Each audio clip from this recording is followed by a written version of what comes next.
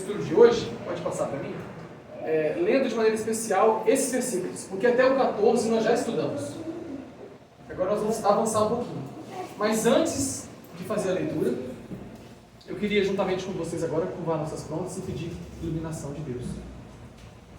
Vamos orar. Senhor, agora nós vamos abrir a Tua Santa Palavra e pedimos, ó Espírito Santo, nos dê uma mente clara, Pai. Nos dê um coração obediente. Pai, nos dê agora perdão de pecados e nos ajude a seguir Tua Palavra, em nome de Jesus, Senhor. Amém. Irmãos, como eu havia dizendo, o capítulo 24 de Mateus apresenta para nós um resumo da história do mundo. Jesus fala tudo aquilo que aconteceria depois de sua morte. Jerusalém seria destruída, haveria falsos cristãos, falsos profetas, o evangelho seria pregado. Mas tudo isso Jesus indica que vai se repetir no fim do mundo, antes dele voltar. Haverá também uma pregação do evangelho, haverá uma perseguição, e Cristo virá nas nuvens do céu. O estudo da próxima semana será nosso último estudo de quarta-feira do livro de Mateus. E é por isso que hoje eu queria ler com vocês o que Jesus fala a partir do versículo 15, porque até o verso 14 Jesus fala sobre o evangelho eterno, que nós estudamos na última quarta, o evangelho que fala do juízo, da lei de Deus, mas tem um falso evangelho também, que é o evangelho do engano, que vai ser pregado em várias igrejas. Mas o versículo 15, eu queria ler com vocês o que Jesus fala para nós, até o versículo 21. A minha versão, Almeida, diz assim: quando, pois, vocês virem o abominável da desolação do qual falou o profeta Daniel, lá no lugar santo, quem lê entenda, então aqueles que estiverem na Judéia fujam para os montes. Quem estiver sobre o telhado, sobre o eirado, não desça para tirar de casa alguma coisa. E quem estiver no campo, não volte atrás para buscar sua capa. Ai das que estiverem grávidas e das que amamentarem naqueles dias. Orai para que vossa fuga não se dê no inverno, nem no sábado. Versículo 21. Porque neste tempo haverá grande tribulação, como desde o princípio do mundo até agora não tem havido, nem haverá jamais. Cristo fala de uma grande tribulação que aconteceria. E nós vamos estudar na próxima quarta-feira qual foi a duração dessa grande tribulação. Jesus nos diz isso também, no livro de Daniel e Apocalipse. Mas a primeira coisa que nós lemos hoje aqui em Mateus 24 é Jesus falando o quê? Quando vocês virem o abominável da desolação. O que será que é isso, Um poder que é abominável. Irmãos, na Bíblia Deus abomina algumas coisas. Por exemplo, tem lá em Levíticos 11, tem carnes que são abomináveis. Lá em Levítico 18, tem relações íntimas entre pessoas que Deus abomina, porque fogem do princípio da criação. Por exemplo, Lucas 16 fala que Deus abomina o homem de coração orgulhoso. Então Deus abomina muitas coisas. Mas o que é esse poder abominável da desolação? Que iria trazer destruição, Iria desolar Jerusalém. Sabe qual é a maneira que nós podemos utilizar para entender que poder é esse?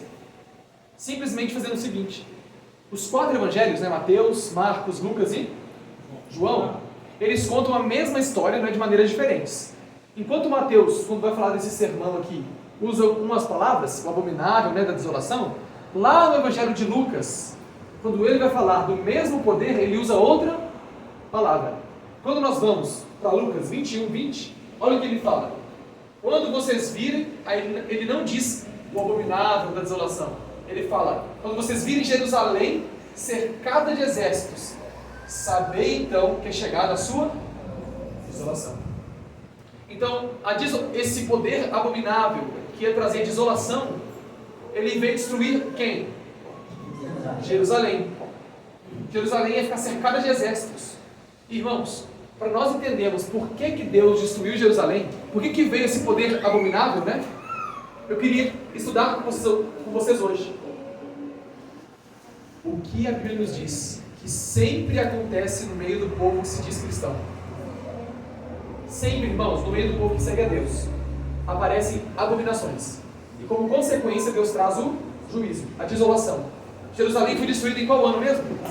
No ano 70. A gente volta quase 2000 anos no tempo, É o ano que Jerusalém foi destruída.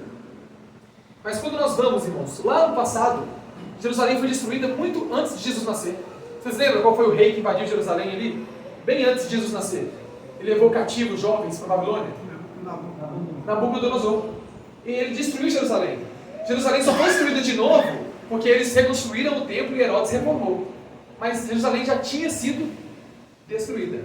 Eu queria ler com vocês hoje o que é a abominação para Deus que levou Jerusalém a ser destruída no Antigo Testamento. E se nós entendemos qual é essa abominação, vai ficar mais fácil entender qual é a abominação que levou à destruição nos tempos da era cristã. Ok? Estamos juntos? Vamos ver então qual é a abominação que o povo de Deus praticou.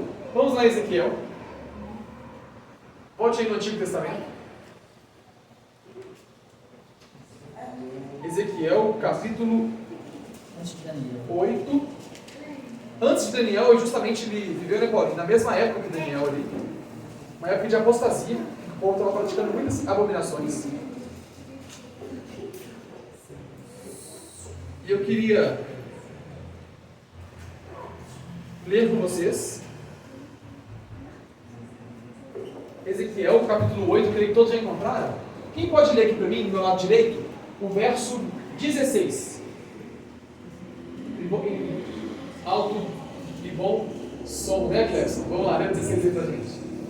Levou-me para o ato dentro da casa do Senhor.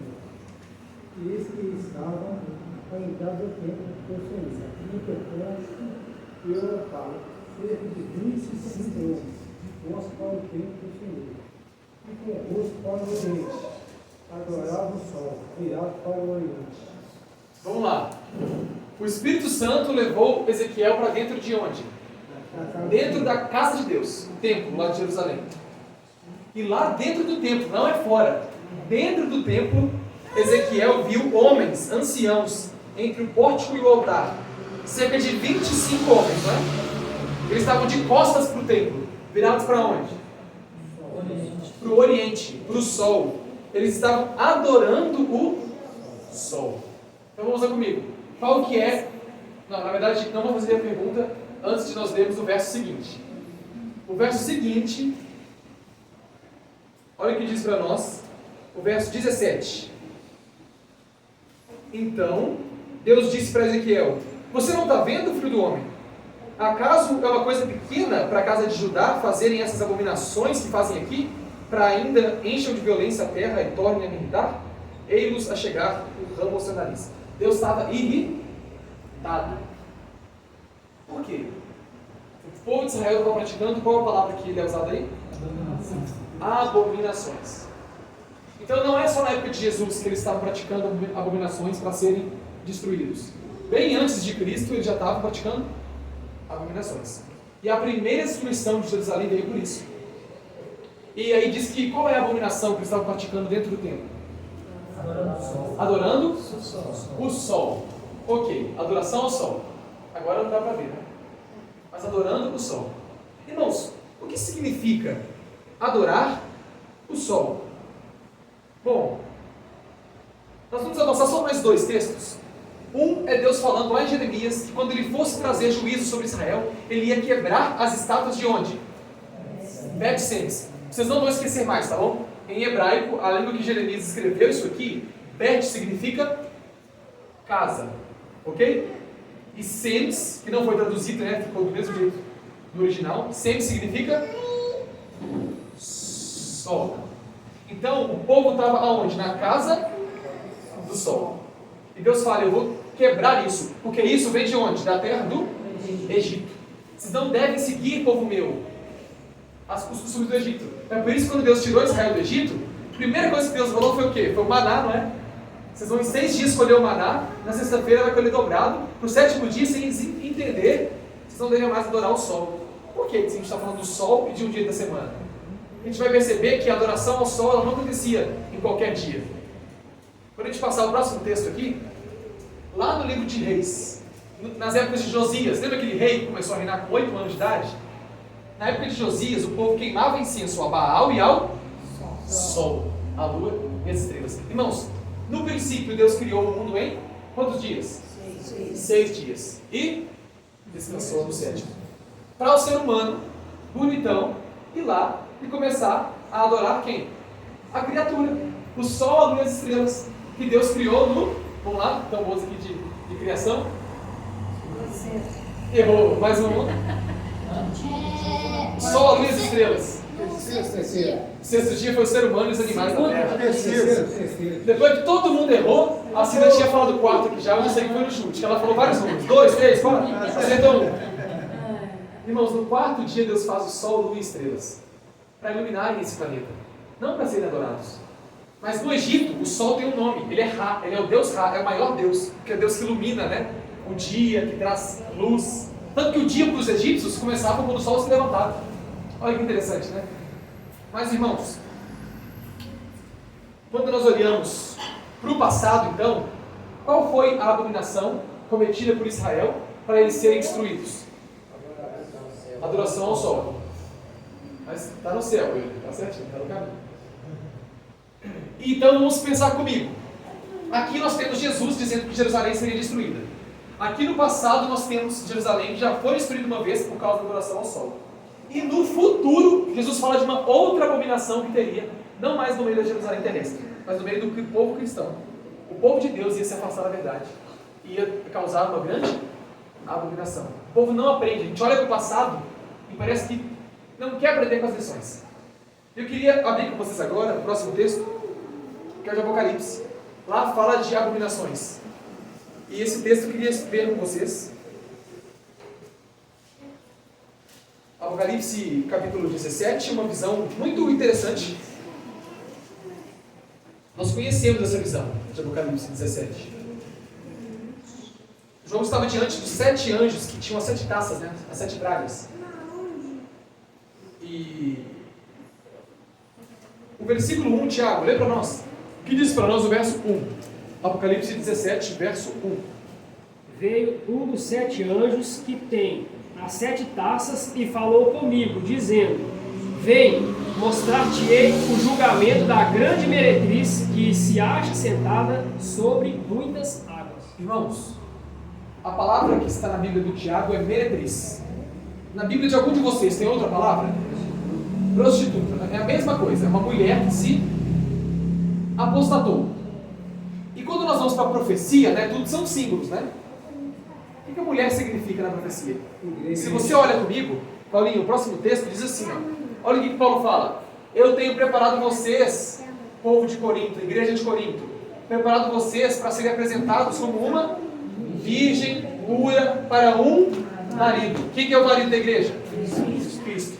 Então quem é a mulher na profecia? A igreja. Se João viu uma igreja prostituta, o que isso diz sobre ela? Ela não é mais pura, com certeza ela não é mais virgem, e ela também não está mais fiel a Jesus Cristo. Se você observar comigo, Apocalipse 17, lá diz, no versículo 2, quais são os pecados dessa mulher. Quem pode ler o verso 2? O que essa igreja cometeu? Os reis da terra se prostituíram com ela, e os que habitam na terra se embriagaram com o vinho da sua prostituição. Ok. Quem que se prostituiu com ela? Os reis da terra. Ela abandonou a Cristo, abandonou o seu Senhor, abandonou o seu Senhor para seguir os costumes da terra. É uma igreja que quis se dar bem com este mundo. Assim foram os judeus nos dias de Cristo. O que Jesus falou dos judeus? Vocês não guardam os mandamentos de Deus, vocês guardam tradições de homens. Mateus 7, né? Também está lá em Marcos. Mateus 15, Marcos 7. Os judeus esqueceram da lei de Deus para seguir tradições de homens, seguir os reis da terra, os costumes deste mundo. E o mesmo aconteceria com a igreja no futuro, com essa mulher, que ia praticar o quê? Verso 5. Olha o que diz o versículo 5, irmãos. Na sua fronte, na testa dessa igreja, estava escrito um nome, um mistério: Babilônia, a grande, a mãe das meretrizes e das abominações. Qual era a abominação do povo de Israel no Antigo Testamento mesmo? Adorar o sol. E qual será que é a abominação que essa igreja ia praticar? Irmãos, Quando nós olhamos para a história, nós vemos exatamente esse poder, lá de Daniel 8, é um chifre pequeno. E esse poder, ele cresceu para o sul, para o oriente e para a Terra Formosa. Essa Terra Formosa é a terra de Jerusalém, né? O povo de Deus habitava ali. E Roma destruiu Jerusalém no ano 70. Roma. Só que esse poder se engrandece até o exército do céu. E até alguns do exército do céu, das estrelas, ele lança por terra, pisou. E se engrandeceu até contra o príncipe do exército. Você passa para mim, Paulo? Esse poder rebelde que pratica abominações,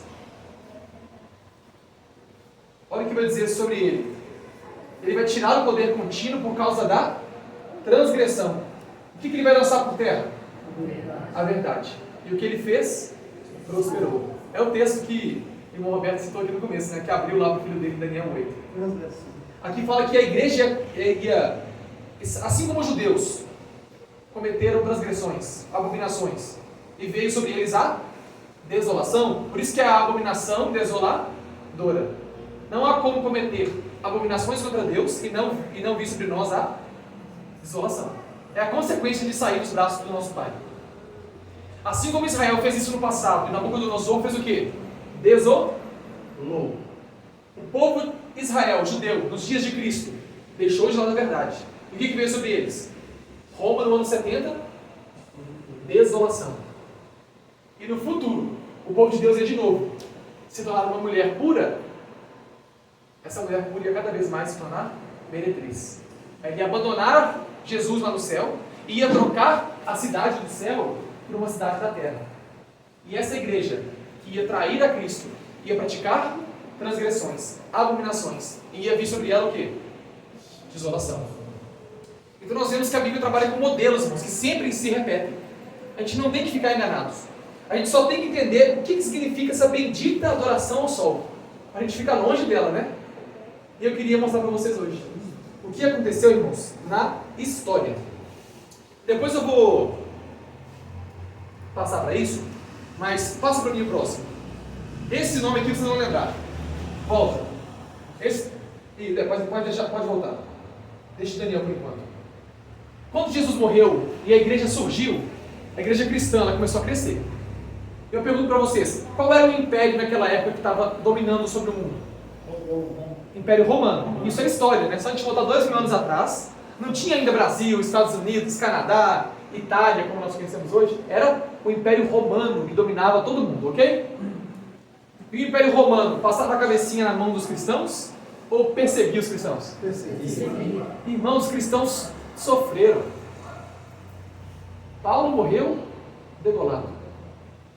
João, que escreveu o Apocalipse, foi colocado numa fornalha para ser queimado vivo. Foi levado para a ilha de Patmos. Pedro morreu crucificado, diz a tradição, de cabeça para baixo. Muitos outros, Tiago, olha como sofreu. Muitos homens, irmãos, sobre o império de Diocleciano, porque os imperadores não eram cristãos não, viu? Os imperadores odiavam o cristianismo. Por quê? Porque os cristãos eram totalmente diferentes. Adoravam a Deus num dia diferente. Eles falavam coisas diferentes. Eles vestiam de maneira diferente. E o povo, por que todo mundo aqui é pagão e esse povo aí é o diferentão? Eles são os melhores que a gente? E perseguia, e matava. Até que isso começou a mudar. Veio um imperador, pode passar, mais um. Esse imperador, qual é o nome dele? Constantino. Ele é conhecido como o primeiro imperador romano cristão. Ele aceitou a mensagem de Cristo. Pelo menos foi assim que ele disse. O coração nós não conhecemos. Mas, o que esse homem fez no ano 313? Nós estamos então em 2023. Vamos voltar aí, mais ou menos, né? 1700 anos atrás. E esse homem, ele escreveu, ele publicou o Edito de Milão. Esse edito dava liberdade de culto a qualquer grupo religioso dos cristãos. Então os cristãos com Constantino deixaram de ser perseguidos, entendeu? O cristianismo era considerado uma seita. Fique tranquilo, se alguém te falar que você faz parte de uma seita, geralmente para o mundo quem segue a verdade está seguindo uma seita mesmo. Porque os cristãos eram nos primeiros séculos chamados de seita. Mas com Constantino eles deixaram de ser perseguidos. Parece uma coisa boa, não é? Vamos deixar de sofrer, vamos deixar de morrer, né? Mas aí o cristianismo começou a se tornar uma religião popular. Irmãos, é aqui que se encontra o perigo. Os pagãos começaram a vir para a igreja. E qual que é o Deus que os pagãos adoram mesmo? Sol. Deus Sol. Isso é desde antigamente. A gente vai ver isso hoje aqui no finalzinho, para a gente concluir o estudo de hoje. Os pagãos começaram a vir para a igreja. E como mais eles não eram perseguidos por ser tão diferentes, agora a igreja começou a aparecer como um mundo, em vez do mundo ser transformado pela igreja. E aí os costumes do mundo entraram para dentro da igreja, porque eu podia seguir Jesus sem ser perseguido. Uma coisa que é boa, não é? Ter liberdade. O ser humano transformou numa coisa ruim. Mas o tempo foi passando. Constantino morreu, seus filhos morreram. Voltam para mim. Vai vir aqui, ó. Quem que é esse? Justiniano. Também imperador romano. E agora parece que virou moda, irmãos. Justiniano também era imperador cristão. Gostou da igreja. E a igreja agora já tinha sua sede numa cidade. Qual era a cidade aqui na terra? Roma. A igreja ficava ali, naquele lugar. E no ano 533, ele emitiu um decreto para elevar o Papa a ser o chefe, o cabeça de todas as igrejas. Irmãos, Efésios 5 diz que Jesus é o cabeça da igreja. Nenhum homem tem esse direito. Mas no ano 533, Justiniano fez esse decreto. Quando você passa, o de Constantino e mais um. 5 anos mais tarde, irmãos, 500 e quanto? 38. Esse decreto entrou em vigor. E a partir de 538, o Papa, o chefe do catolicismo, se tornou agora a religião oficial do Império Romano. Os cristãos, irmãos, eles não tinham uma pátria aqui na terra. A pátria deles era a celestial. Assim como Abraão, eles viviam buscando não cidade feita por mãos humanas, mas a cidade para a qual eles iriam quando Cristo voltasse. Mas a partir daqui, os cristãos se acostumaram tanto com esse mundo, que a cidade deles passou a ser Roma. O mundo dos cristãos passou a ser esse aqui. O líder dos cristãos deixou de ser Jesus para ser um ser humano. Então, fale como nós. O santuário do céu, que nós estudamos, né, no Salmo 77, foi trocado para o santuário da igreja. Tudo começou a ser confundido, irmãos. A mentira, a abominação entrou dentro da igreja. E nós vamos aprender agora que a mesma abominação praticada pelos judeus, né? Qual que era a abominação mesmo? A adoração ao sol. Se repetiu nesse período da história. Sabe como o sol foi adorado? Eu gostaria de ler com vocês a definição que o dicionário dá para nós. Como é que diz domingo em inglês, irmãos? Sunday. Day é dia. Sun é sol. É o dia do sol, né? Porque em inglês as coisas ao contrário. Esse dia é chamado dessa maneira porque ele é dedicado para quem? Para o sol. Em que dia que os pagãos adoravam o sol?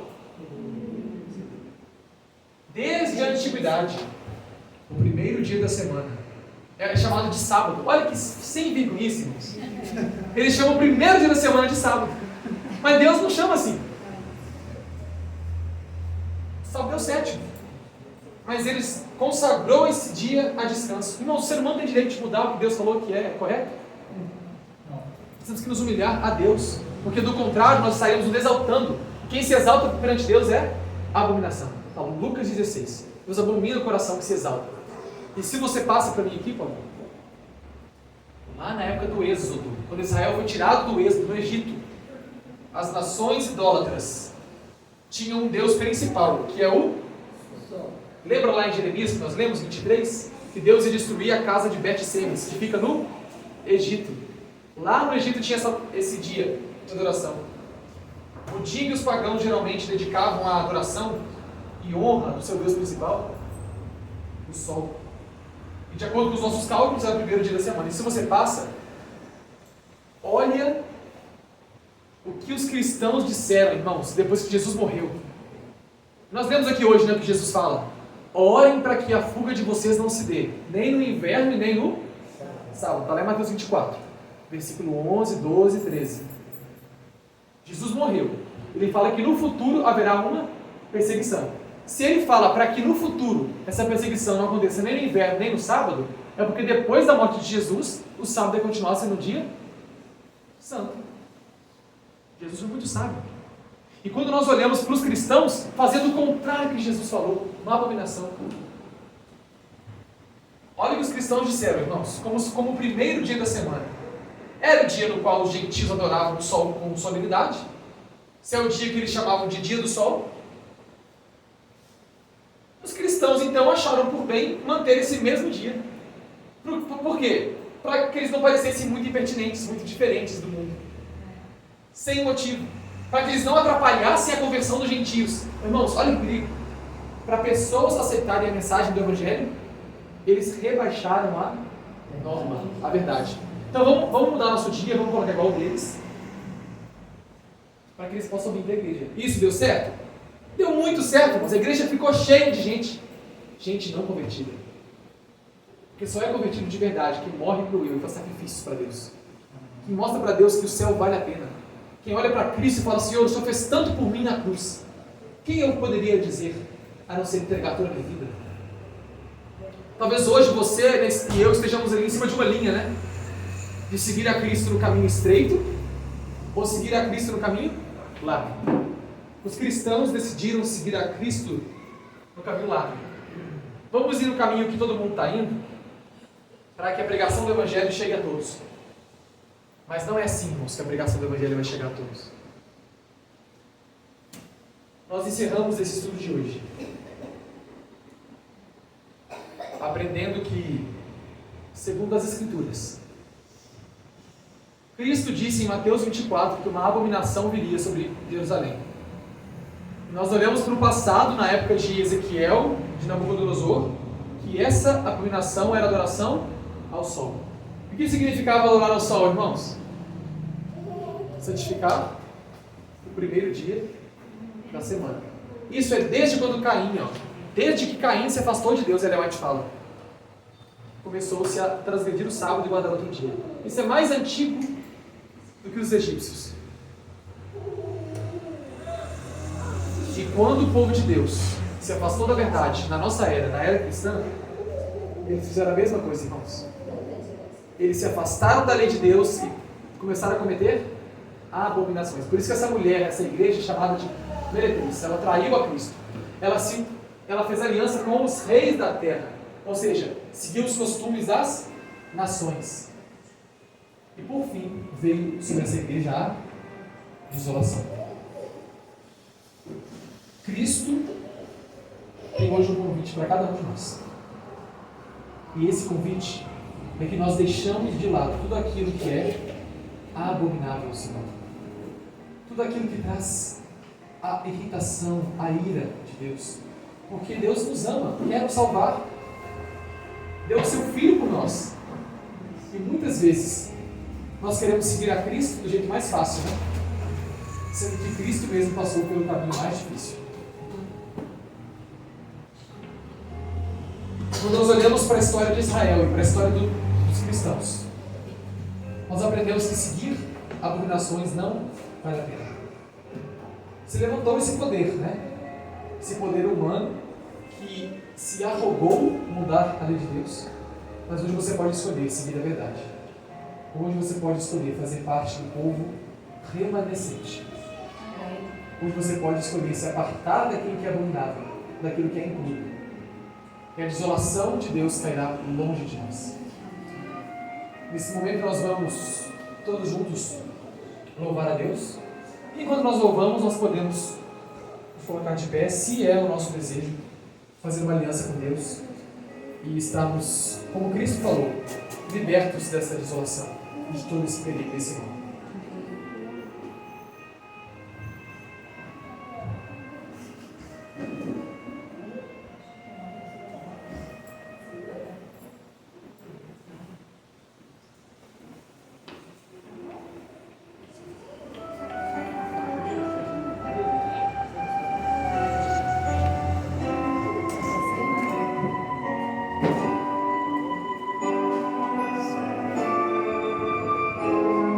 Irmãos, vamos ficar de pé?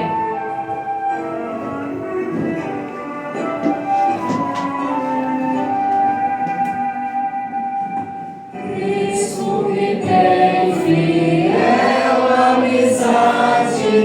Nele encontrei real liberdade, por sobre a cruz minha alma comprou.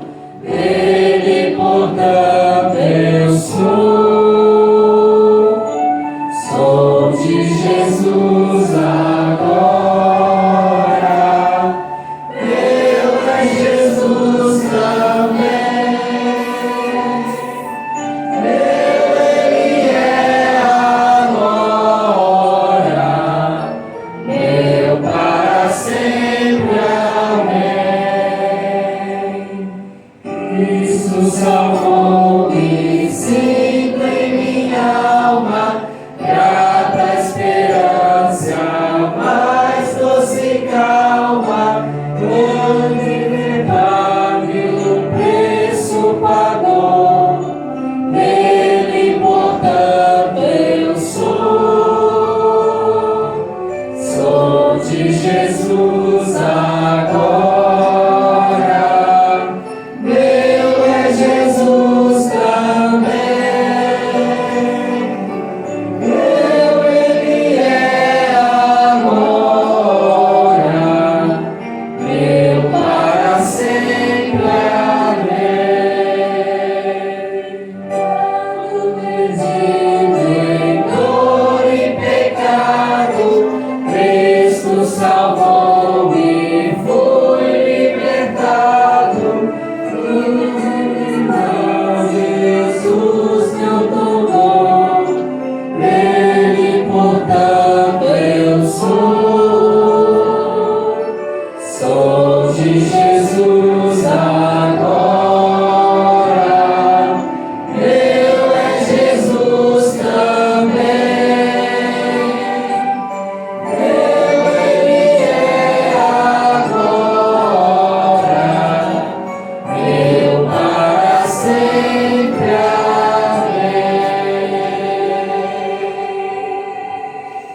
amém. Assim como estamos, vamos curvar nossas frontes e falar com Deus. Santíssimo, excelso Pai, entronizado entre os querubins, nós humildemente, Pai, pelo sangue e mérito de Jesus Cristo, já chegamos até a Ti, porque nós não somos dignos. O ser humano não é digno, Pai, de se levantar contra os senhores e arrogar, fazer o que bem quiser. Nós estamos aqui no mundo como servos, Pai. A Bíblia nos fala de um poder de praticar abominações. E o Senhor traria, Pai, a desolação. Porque debaixo do céu se levantaria um movimento, uma mulher, uma igreja, na verdade, que ia se afastar dos princípios, Pai. A igreja pura que Cristo fundou, ela se apostatou. João se assustou quando viu essa igreja, porque ela era pura, mas ela se tornou corrupta. Mas dessa igreja, Pai, o Senhor tirou um remanescente. E hoje nós queremos fazer parte do Teu povo. Não daqueles que praticam abominações, que adoram ao sol no primeiro dia da semana, mas aqueles que voltam lá para a criação e entendem que nós somos feituras, criados por um Deus de amor, um Deus que nos criou com muito carinho, um Deus que nos quer ver bem, porque o Senhor deseja a nossa felicidade. O Senhor deixou leis para que nós possamos funcionar corretamente e sermos felizes. Então pedimos que o Senhor nos ajude a estar em harmonia com essas leis. Esse é o nosso pedido mais que especial e sincero, em nome de Jesus. Amém, Senhor. Amém. Que Deus abençoe cada um de nós. Que Deus esteja com vocês. Tenham uma boa noite de descanso, um bom dia de trabalho amanhã. E nos vemos novamente no sábado pela manhã, domingo à noite. E nosso próximo estudo, na quarta-feira que vem, sobre os sinais da volta de Jesus em Mateus 24.